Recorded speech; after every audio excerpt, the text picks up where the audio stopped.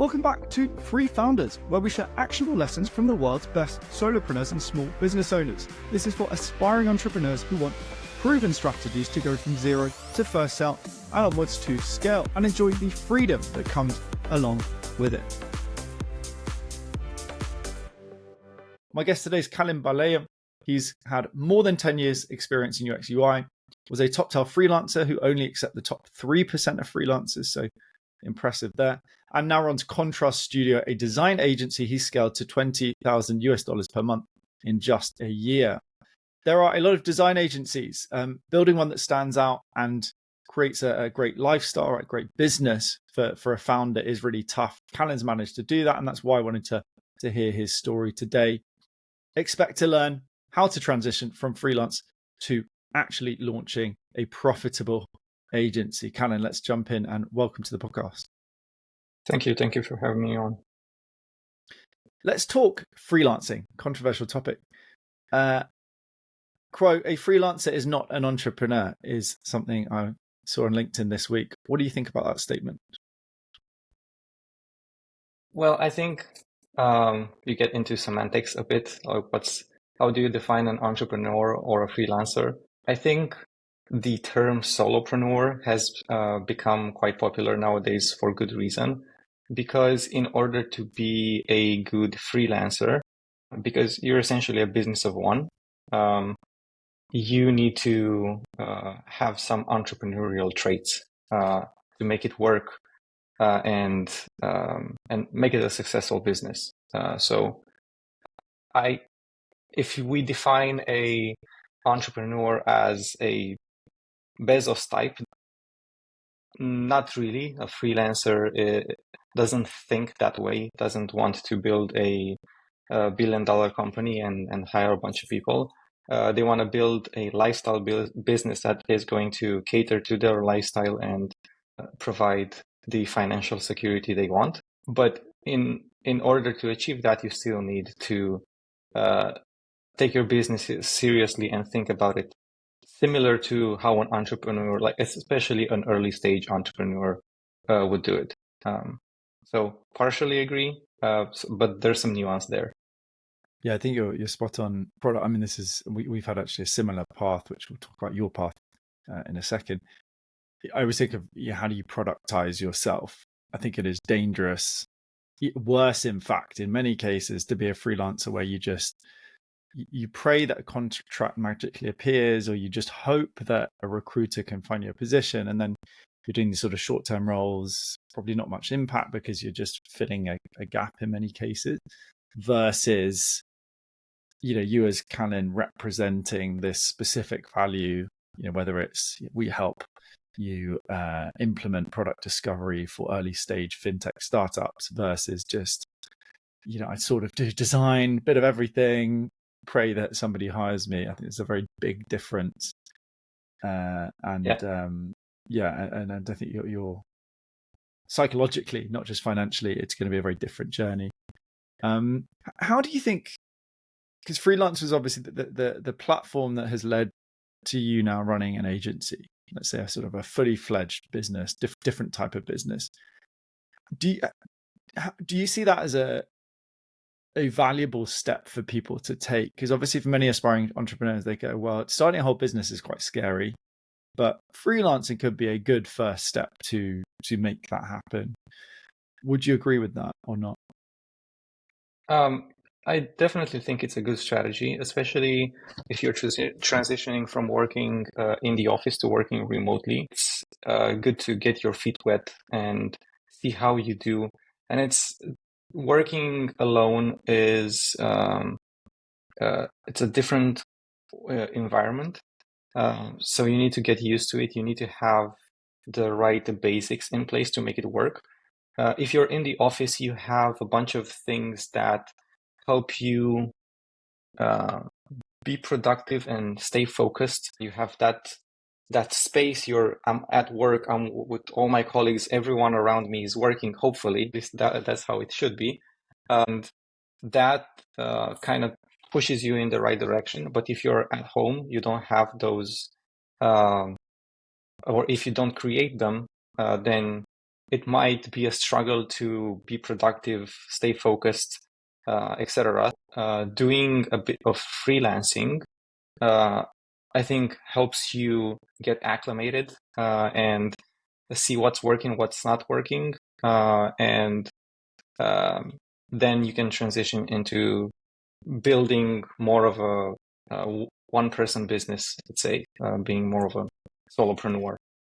So yeah, definitely worth doing that first. I completely agree. I also think it's a good litmus test to see whether this is something that suits you or not. I think the more, I've coached 300 product people, maybe 30 people that have started a business. So I've coached them through that process in most cases. And you do, say 5 years ago, I would have said everyone should be an entrepreneur. And now I think actually some people are just not designed for it or not ready. It's not the right time for them. I think freelance is a good way to see, simple things like, are you fine working by yourself? Like, do you like doing that? Can you handle the uncertainty of not having a consistent paycheck, for example? And some people will just go, you know what, this is just not the right fit for me. And then it's good. They haven't lost their house or bet everything on this big business. They probably got some income in through freelancing. Probably learned some things. There's no downside from it. I noticed that you have done a lot of roles as a single designer in the team, so sort of parachuted in as the single designer. What did that teach you? Do you think that helped set you up for entrepreneurialism later on? Or let's say, going from freelancing into running an agency?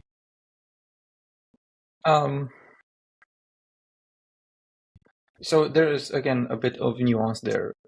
There is a difference working as the only designer on the team in-house and working remotely. Working remotely is essentially as an individual contributor or a contractor is slightly different. But I think that helps you, like being the only designer on the team and working directly with product leaders or founders. In most cases, I've worked with the founding team directly.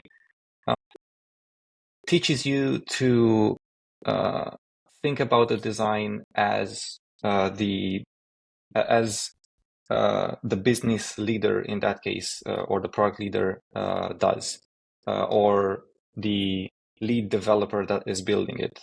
You're not focusing so much on the design aspects, but you're focusing on the business need that product or your design should serve or achieve. And that's a very different mindset from, in my opinion, from working as part of a big design team. I was at a previous company in a team of, I think, 7, and we would do like design critiques. And although we were designers, each working on like their slice of the product, I think the space is very different. You have more layers of separation between you and the manager. Although you're working with a product manager or something like that, but it's a different environment from that of working with a startup directly with the founding team. And that, like I said, teaches you to focus on all the other aspects that your product should account for, or your design, that are everything except design. Yeah, learning to. Sorry, go ahead. And learning to speak that language is definitely helpful. Then in learning how to essentially sell your design or help people understand the logic behind the design decisions that you've made. Because as you're designing, and especially if you're a senior designer, more junior designers fall into the trap of doing a bunch of explorations and then putting them in front of the client, and essentially letting the client design or making important design decisions. That's not to say that the client shouldn't be involved in the decision-making process, obviously not. it's an iterative, collaborative process. But I think you, as a designer, should really take everything in and present something that you are happy with, that you consider is the solution to the problem that you were given to solve. It's So I think not surprising that I think there's a general thread you see with designers. You studied finance rather than design, and obviously having that background gets you to think about business impact and the numbers and this kind of thing, which I think can be a huge advantage, right? Because as you say, it's great to make something look nice, but ultimately you need to not only understand the business concept, be able to communicate that, yes, I understand why we're building this flow or this screen or whatever it is. Then the stakeholders go, yeah, great, right? We can trust Calin. He gets it. He understands it. Do you think that interaction, because I think it's always so valuable, like the more I always encourage people to go into a startup when they early on in their career, but just getting that exposure to just different environments, but also different parts of the business to see what you might be good at, understanding how the different pieces fit together. You go like, oh, that's why you need an HR team, or that's why we have marketing. These kind of questions. Do you think that was very informative? Was it something that just came naturally to you? I think that experience helps. And for example, at some point with a client that I was working with back in 2019, I think, 2018, 2019, for a brief period of time, I was involved in sales, actually getting on calls with leads and selling them on the product. And it was very revealing to understand exactly how the sale process looks like, and what are the common objectives, that you get when you're talking to a prospect, and get a feel for the people that are the decision makers for buying that product. I think that's very revealing. It's a good experience to have, because you can then take that and work it into the design of the product.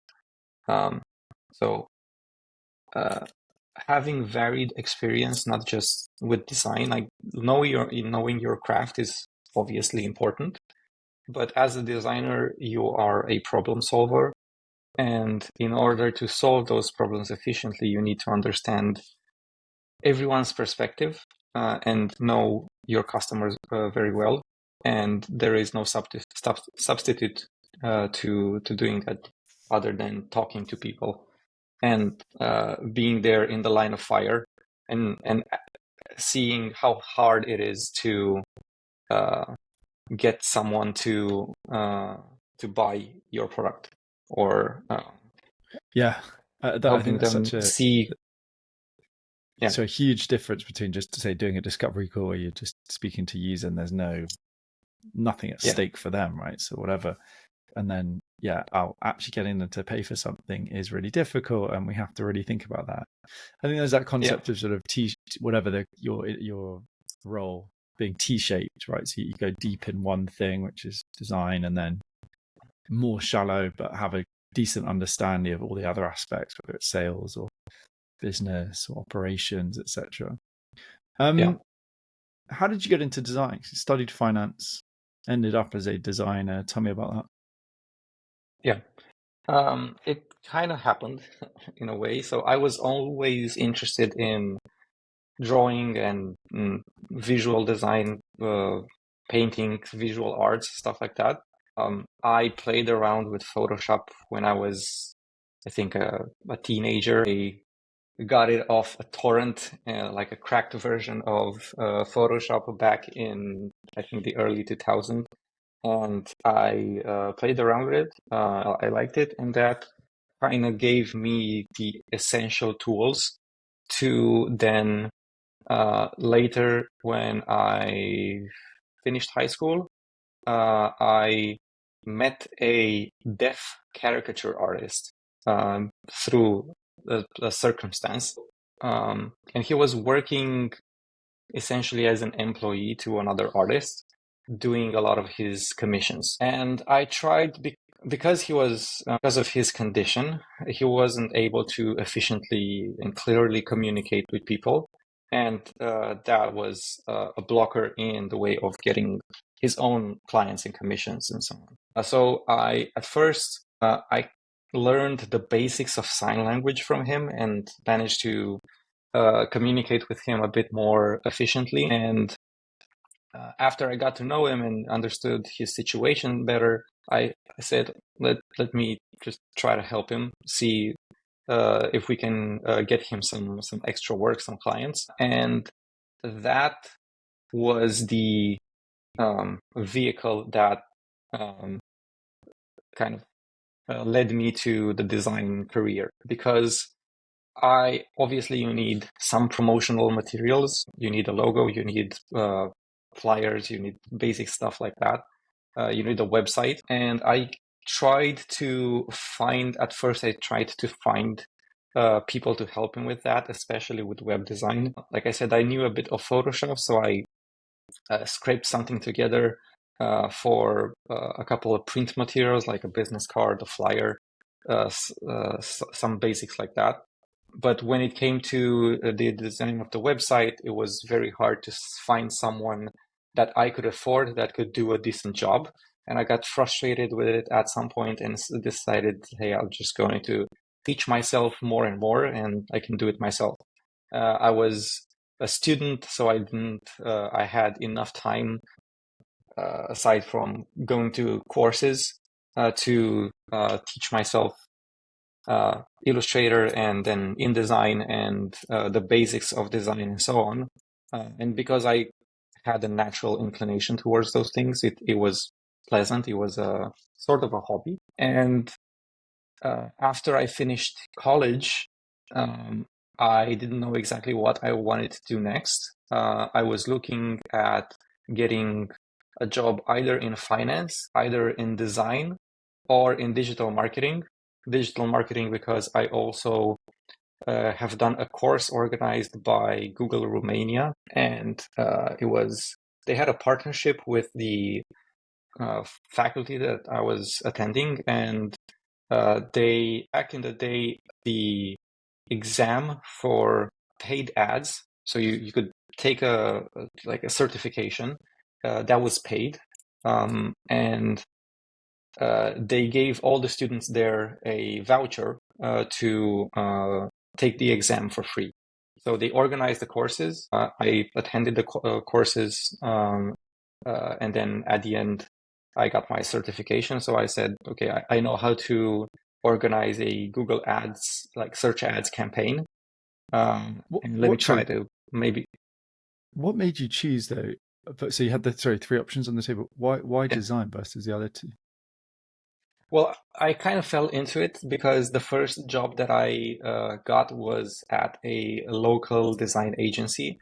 I looked at jobs in all three fields, but the job market selected me for the design role because I had a small portfolio of work that I've done for friends and family and this project, like this caricature artist that I mentioned. And I applied to a few agencies in my hometown, and I got called in for an interview and a trial at one of them, and that was it. Landing that role, skipped from one agency to another, and 10 years later, here I am. Yeah, it kind of snowballed from there. I'm smiling just because I sort of stumbled into design, but there's such a valuable lesson there as well when you see this with people starting out with their career, but also, it's a harsh truth, I think, but recently lots of job losses in tech. You see people posting huge story about how they've applied to 100 jobs and didn't get them. And my advice is always the harsh truth, which is the market will reward value. If you do something that is valuable, people are going to find you. If I remember I self-taught design, did first startup, failed, learned product and design from that, and started doing a bit of freelance UX UI, and then got a full-time job. And you're like, this feels like it should be harder. Not that I was putting loads of work in. I felt very actually qualified unofficially to do the job, but it's because there was a trend, there was a wave that I was riding, which is the world needs good UX UI designers. There aren't many of them, and I was just lucky to be in that space. I think it sounds like you as well, right? Again, not to take away from obviously the hard work you put in, but it's just such a key lesson to get like, where are those waves, where are those trends, and how can I go, start riding? And as you said, similar situation. It's not a huge thing. Doing a couple of projects for friends and family. Go and actually read. I was reading the documentation for material design. I don't know many designers that have done that, and yet that is a fundamental thing that you should understand as a UI designer. So just doing that hard, boring work, getting 2-3 projects in your CV, and then just use that to go get a job. And I think, we always have imposter syndrome when we don't have an official qualification, but that works pretty much every time if you're in a high demand industry. I think it's, again, parallel story, but just such a good reminder that, any time in your career you can do that. Just go find where the value is and then go after that. Again, whether you're starting out or whether you're 20 years experience in design, it might be pivoting slightly or repackaging your skill and experience in another way. Exactly. I think really, really good advice. So you joined Toptal. Toptal is notoriously difficult to get into. What did you learn from that experience? I don't know if it's international clients or more repetitions, the professionalization maybe of yourself. Like what were the sort of key learnings from working on Toptal? That was my first experience working with international clients as a individual contributor / freelancer. So after my last in-house job here in Romania was I was at the company for about 2 years, and then I joined a company called Crossover, which is another sort of talent network that was screening talent in a similar way to Toptal, but they were placing that workforce to other companies in the group. So they were a big group of companies, and they were filling roles in those others, like sister companies, essentially.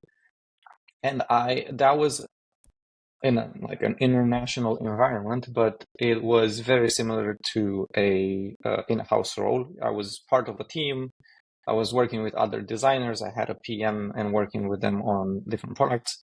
But then once I got into Toptal and started doing some freelancing there on the side, that was getting my feet wet with actually working as a freelancer and competing in the global market. And it was an insightful experience to learn how to talk to customers, because after you get accepted into the network, for every project you will have an intro call with the client, and they make a short list of people they want to interview, and then they make a decision. And performing well in that initial interview, making a good impression, and learning how to speak to people was very valuable looking back at it, because it's a lot of the things that I learned then are also useful now when I'm talking to customers of my studio. Learning how to direct the conversation towards the client's problems and understanding their needs and what the problem that they want to solve is, rather than just pitching your services from the first second. That was, for example, a valuable lesson. And then being comfortable with saying no to the customer, or saying like, this is not my area of expertise, being honest with them.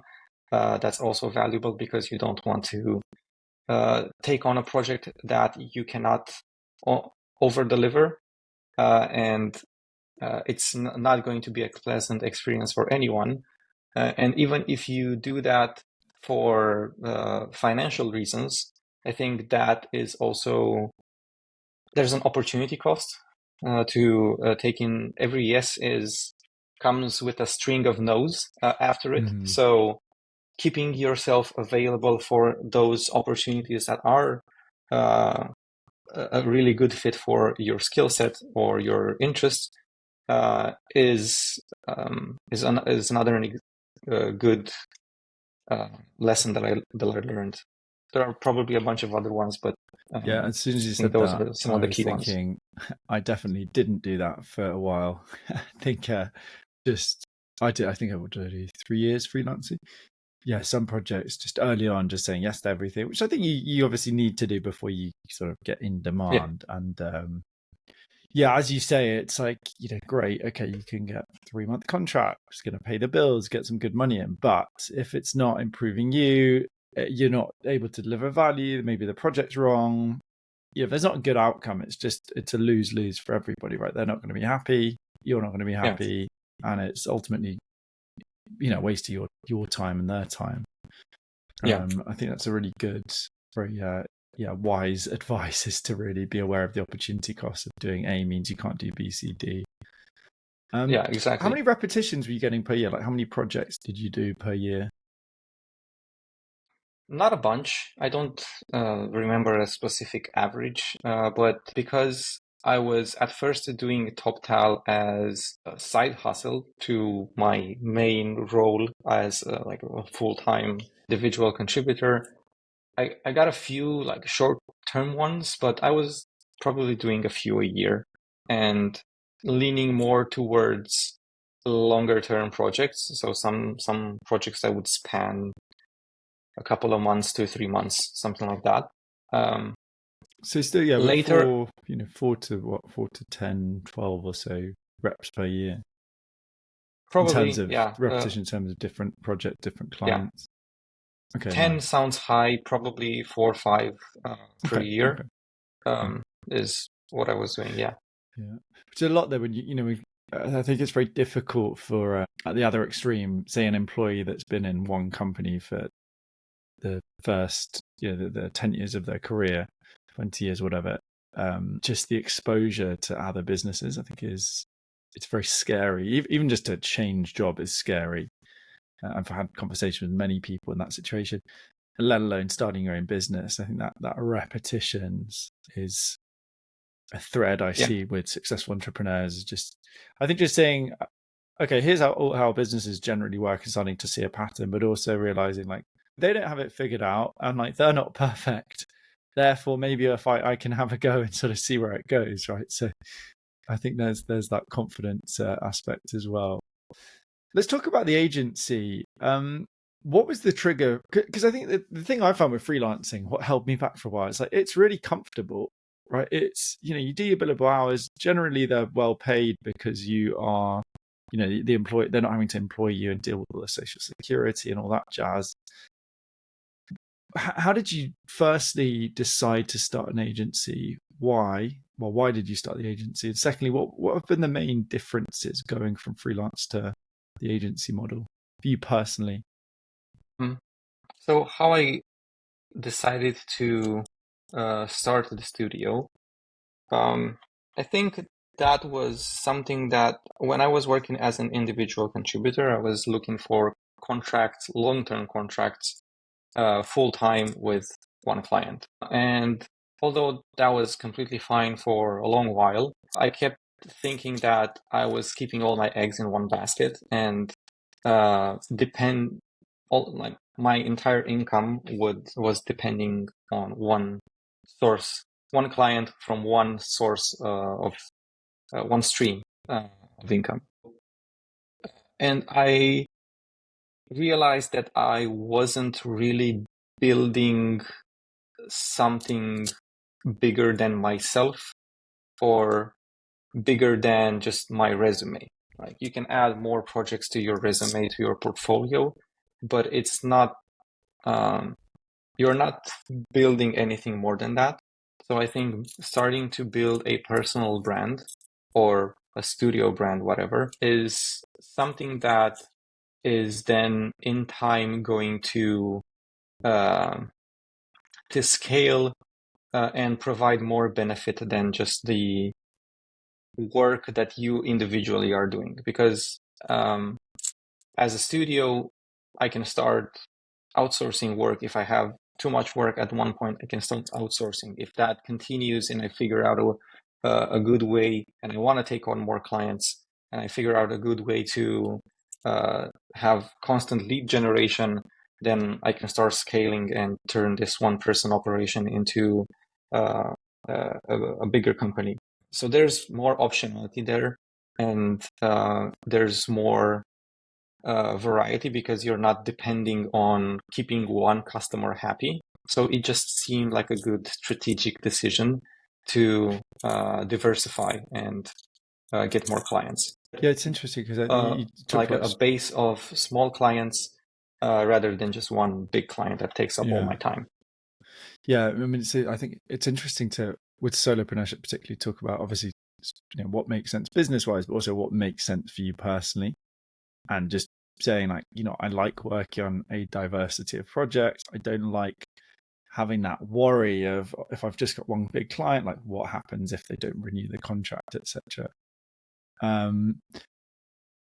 And yeah, I think as you say, it's studios is sort of that ability to scale as you wish. How do you think about that? Like, what are you trying to scale it? Would you prefer to keep it just yourself? Like, what does success look like now? Because obviously, 20 grand a month, unless you've got a gambling problem we don't know about, that sounds like a good level of financial freedom. So like, what is success for you now with this business looking forward? I'm not really sure. I don't have like a 5-year vision for this. I'm just rolling with it and see how it goes. It's still early days. It's been close to a year. There's a lot that I still want to do, a bunch of directions that I want to try out, which we'll see what works and what doesn't. I'll just react to the signals that the market is giving me. I'll just keep doing more of what works. At the moment, I don't have plans to hire a team. I think a lot of agencies rush into doing that, and then you start feeling the pressure because you need to pay wages and so on. I was always trying to minimize risk. Even when I started freelancing, I avoided taking on personal debt and doing stuff like that. That would shorten my runway. So I was comfortable with the uncertainty that maybe I don't have work for the next couple of months. That will not bankrupt me. The same thing going forward with the studio. I'll see how it goes. At first, I'll probably, the first order of business is to see that the revenue is stable and predictable, and I can keep it at a good level for a longer period of time, that this is not a fluke. And after that, probably starting to raise prices a bit. Usually, I've heard, I think it was Chris Doe that said that after you get 3 yeses, you should raise your prices. If 3 clients in a row say yes, then you probably need to push up your prices. I think that's 3 in a row a rule of thumb. specifically is good advice. Yeah. Yeah. I like that. Because the work that we're doing, even if you productize it to some extent, the work that we're doing is a high ticket item. You're selling a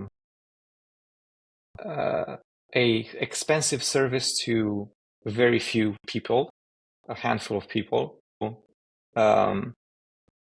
You can only serve that many customers. The next logical thing would be to start raising prices as more demand comes in. And typically, as you raise your prices, the quality of client also increases. You start getting clients that will trust you to do the right thing. They don't micromanage you that much. They don't delay payments, stuff like that.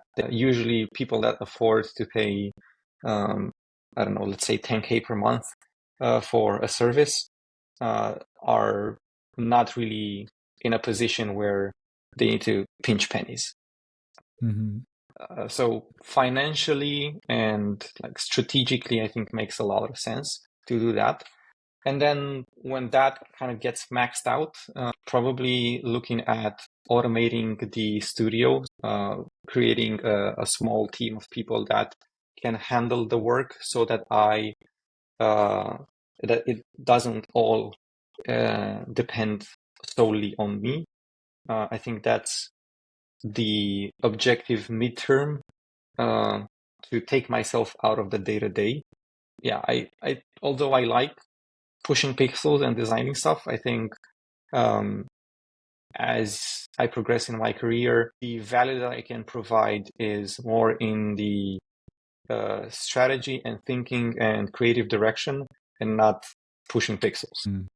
I think you raised a really important point there around one of the beauties of bootstrapping is once you get to profitability, it's like, okay, well, there's no pressure now. It's just go with the flow.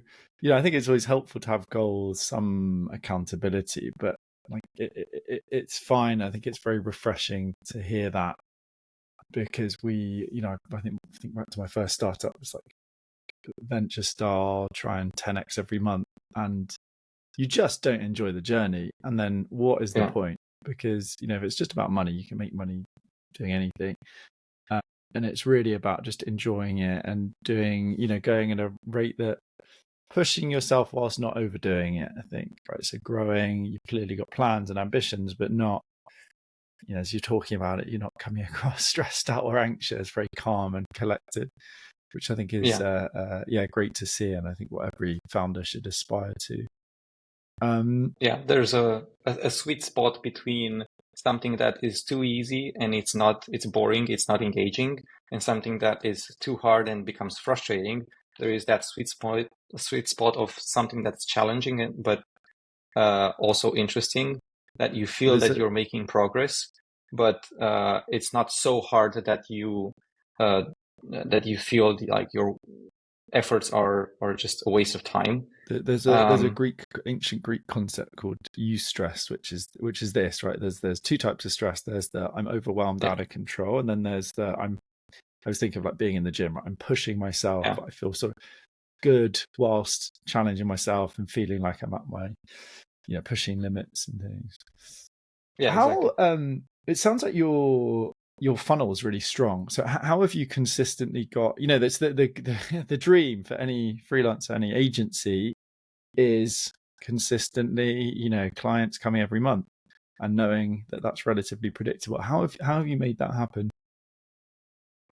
Well, to be honest, I'm still working on that. Clients are, I think, consistent at the moment, but there's no like 3-year history that I can look at and say, okay, this is my baseline, and I can reliably predict that I will have this in the future.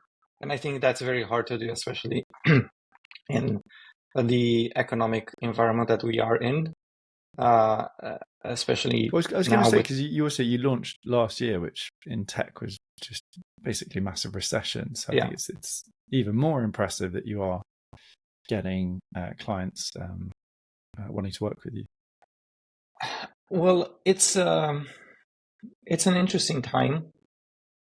Companies are laying off a lot of people, full time especially, and they are looking to cut cost, but also do more with less. So part of the value proposition that I am trying to have with the studio is like serving that need, is doing more with less. That's why I'm on my website. I'm also pitching the idea that you get a very similar service to what a full-time designer would give you at a fraction of the cost. Let's talk about that, because I really wanted to dig into differentiation, because I think, as I said at the beginning, a design agency, as we talked about before recording, right? There are many of them, and you're standing out quite effectively. So tell me about. Let's start with that point around positioning versus full-time hiring. What are the sort of key points of differentiation for you, and were those deliberate? How did you come up with those? Sorry, can you repeat the question? The How key do I points of differentiate? differentiation, i.e., yeah, how do you offer unique value? And secondly, is a question of positioning. How have you communicated that to target customers in a way that's really convincing? Well, with differentiation, there is no like true 100% differentiation. I think association is a better way to look at it. But uh, from past experience, a lot of and just interviewing potential customers, I did a lot of that in the early days. I was, for example, part of a Slack group where a lot of PMs and founders hang out. And I would reach out to them and just hop on a 30-minute coffee chat and get a feel for their needs and frustrations of working either with freelancers or with other bigger agencies. And what I noticed is with freelancers, they were frustrated that they were either taking on too many clients and they were not giving them enough time in order to do quality work, and they weren't seeing the output that they needed. And with bigger agencies, it was taking too much time, and there were too many layers of separation and middlemen between the client and the people actually working on the design or whatever they are building. I decided to take this space in the middle where they have a reliable service that they can subscribe to anytime, and provided that there are available client seats, and they can start seeing results right away. And there is no middle management, no middlemen. They work directly with me, with the founding team directly. And even if I would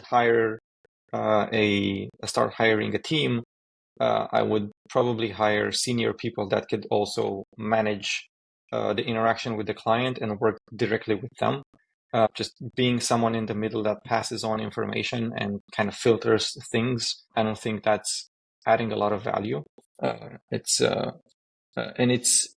not the people that, or the companies, the clients that are working with big agencies are not the type of customer I think I would enjoy serving or working with the most. So I'm fine not working for a big brand name because I'm not sure how enjoyable that experience would be, especially for a long-term partnership.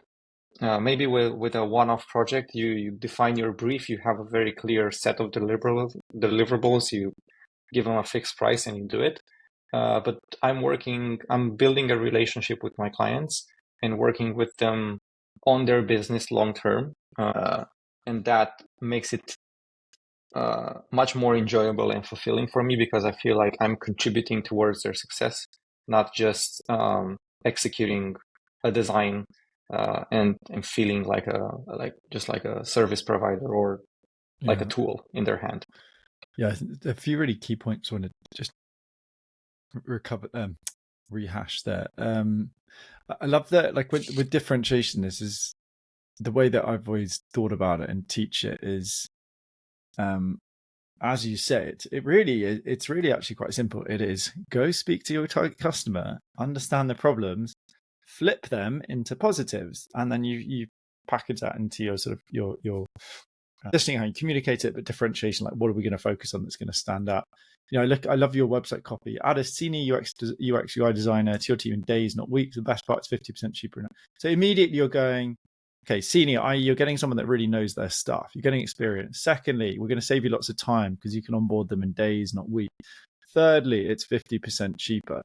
So 3, stacking value like that and just going bang, bang, bang, here you go, is probably why you're and obviously then delivering on what you're saying. Yeah. that's always it. I see to promise something that's valuable and then deliver on what you say, and you're going to see this nice virtuous cycle. And the second thing that's really important, and I see with the more fulfilled founders, is choosing who you work with is hugely important, right? Because it's whether it's, even if you run an app and you have users, right? Who are those users? Are those the kind of people that you really want to help? Because if you're going to put 10 years, 20 years, maybe a whole career into working with that kind of people, then choose carefully. And I think it's great, as you say, that you're very clear about like who you like working with and who you're not bothered about. Calin, I want to wrap up with a quickfire question. Sounds good. Two quickfire questions. First one, what one piece of advice would you give an aspiring entrepreneur who wants to get started, launch their first business? I think one would be to lay the groundwork and minimize risk, because when you're building a new business, you are essentially in discovery mode. There is literally, I think every startup founder that I work with started with an idea and realized that their idea is wrong. So you're probably in building your personal one-man operation, you're probably going to be wrong to some extent. You can start with a hypothesis, and that partially might be right, but there are a bunch of things that you will need to tweak in order to make it into a successful business.